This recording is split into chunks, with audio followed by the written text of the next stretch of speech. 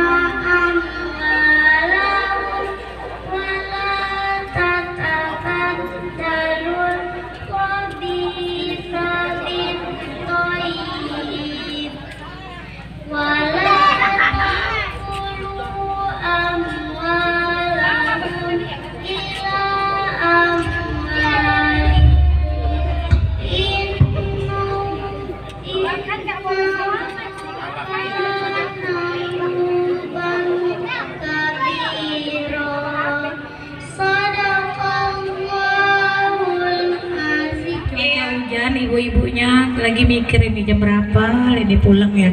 Saya ulangi lagi ya salamnya. Assalamualaikum warahmatullahi taala wabarakatuh.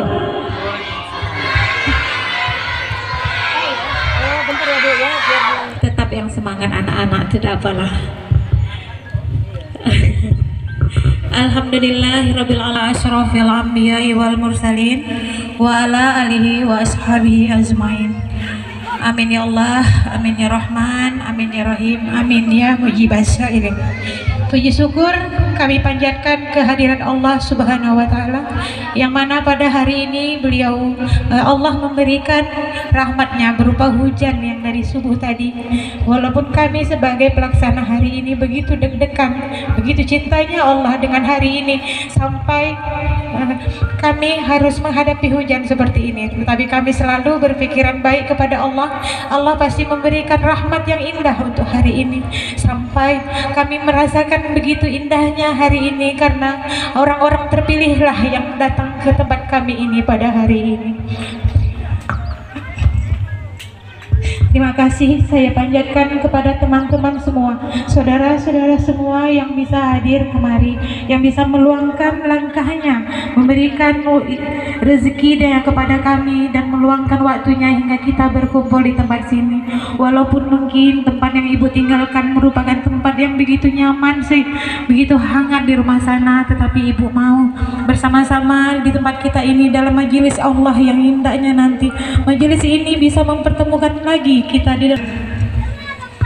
Yang kami hormati Kepala Dinas yang sekarang lagi dalam perjalanan, yang kami hormati Kepala BNN sedang berdagai, mungkin lagi diwakili dengan teman-teman kami dari Dinas Sosial yang saya hormati, Yayasan Arisalah dari Tanjung Merawa, Ustadz Muslim beserta dengan rombongan yang senantiasa mau mendampingi kami, mengingatkan kami bahwa hidup ini adalah sementara, hidup ini adalah jalan kita menuju surga Allah. Tak ada perbuatan yang tidak direstui Allah bila niat kita baik.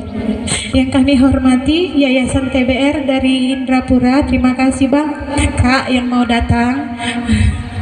Yang kami hormati Bapak Camat Teluk Mengkudu sebagai abang kami, sebagai bapak kami yang selalu mensupport kami. Terima kasih juga kepada yang saya hormati Bapak dan Ramil Teluk Mengkudu, Bapak Polsek atau yang mewakili. Dan yang saya hormati, yang saya cintai, para ibu-ibu, para teman-teman, kepala puskesmas kami yang selalu menyupport kegiatan kami sampai hari ini bisa terlaksana acara ini. Yang saya sayangi anak-anakku yang tetap semangat, walaupun terkadang aku juga merasa lelah. Kemana harus aku jalankan semua kegiatan ini? Tetapi senyuman anak-anak, semangat anak-anak yang selalu mengingatkanku, ayo terus berbuat.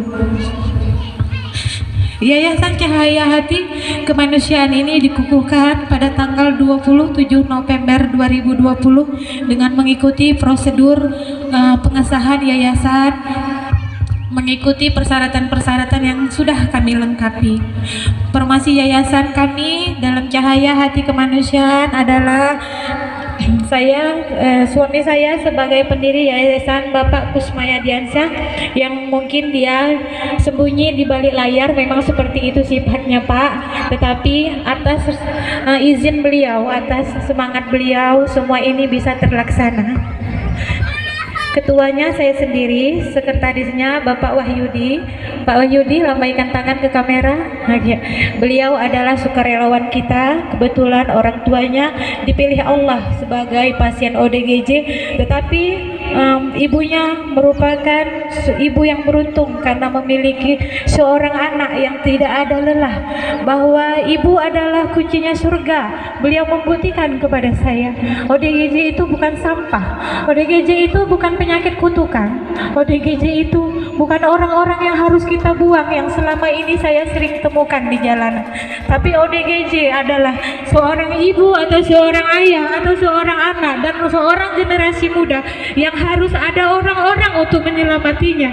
Kita jangan anggap mereka sampah, kita jangan anggap mereka adalah orang yang tidak berguna atau penyakit-penyakit yang harus kita hindari, tetapi kita harus bersatu padu, genggam tangan kita bersama-sama. Mereka tidak mengerti, Bu, apa maunya yang rencana Allah mereka untuk mereka. Mereka hanya pasrah, sekalipun ibu penggal kepalanya hari ini, mereka hanya diam dan hanya tersenyum menatap semua kehidupan. Tetapi kita orang-orang yang sudah dipilih Allah dengan akal ilmu yang baik, keimanan yang ada, kemana kita? Kemana kita dengan segala atribut kita? Kemana kita dengan dasar pendidikan kita yang begitu hebat? Kemana kita? Disitulah makanya yayasan ini terbentuk, karena seringkali kami setiap berjalan, kami melihat para ODGJ yang harus memakan sampah di jalanan, yang harus diludahi oleh orang, yang harus kadang dicicak orang, dipukuli orang, bahkan bukan sesekali kami menemukan para orang gangguan jiwa di luar sana harus berdarah dan sembuh sendirinya karena tidak tahu harus kemana, karena identitas mereka yang tidak tahu, namanya pun mereka tidak ingat. ODGJ ini sudah terlaksana sekitar 3 tahun. Latar belakang yayasan kami ini adalah sebuah rumah Al-Quran. Rumah Al-Quran ini saya bentuk bersama suami, walaupun kami harus berdebat, siang malam berdebat, sampai harus belakang-belakangan di tempat tidur, bahwa saya punya prinsip, ayah, saya pengen kehidupan saya ini punya makna. Apa yang kita punya itu adalah rezeki orang. Apa gunanya kita senang, orang di sekeliling tidak senang? Saya tinggal di desa Pekan Selang Buah. Di sana mayoritas anak-anak pemuda, semua hampir 80% memakai sabu-sabu. Banyak ibu-ibu yang pengen bunuh diri datang ke rumah saya. Ibu, suntik mati saja saya, karena semua yang di rumah saya sudah tidak ada. Suami saya harus pergi mencari perempuan lain karena mereka menuduh saya tidak benar membesarkan anak karena anak saya pemakai sabu. Setiap hari saya harus menghadapi aduan dan masalah-masalah yang buat saya pusing kepala. Sementara Allah memberikan rezeki kepada saya, memberikan rezeki yang saya bisa hari ini makan enak, besok makan enak. Karena apa? Tetapi saya tidak bisa tidur tenang karena orang di sekeliling saya harus menangis karena hari ini dia punya kompor, besok dia tidak punya kompor lagi karena pemakai sabu itu sangat bersih. Ibu-ibu semua bersih dijual karena harus menggunakan sabu. Tetapi saya dengan suami, ayah, kalau memang kita mau bantu, bagaimana kalau anak yang tidak mengerti dengan sabu ini yang kita didik? Kenapa orang yang harus pengguna sabu baru dijadikan oleh negara itu masalah? Kenapa harus dijadikan, oh ini aset masuk penjara bisa nanti mempersusah orang di dalamnya? Kenapa orang nggak anak-anak yang ngerti ini? Anak-anak yang kalau kita bilang ini hitam, dia akan berkata hitam. Anak-anak yang kalau bilang, nah ini jalan tidak baik, mereka akan mengerti. Jadi kami buka rumah Al-Quran beberapa tahun lalu, dan beberapa rumah Al-Quran alhamdulillah sudah saya buka, dan ini rumah Al-Quran yang kedua.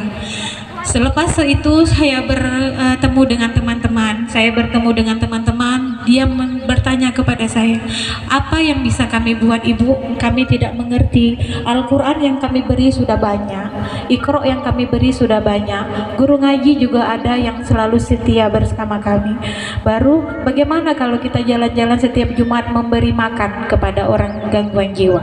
Dari situ kami berjalan setiap Jumat, tidak ada kata lelah bersama tim sukarelawan. Kami berjalan dari kota ke kota, bahkan sampai sudah ke luar provinsi kami berjalan, hanya mencari ODGJ, memberikan pakaian yang layak, memberikan pengobatan, memangkas, dan melakukan kegiatan-kegiatan lain. Dan begitu kami terus berjalan.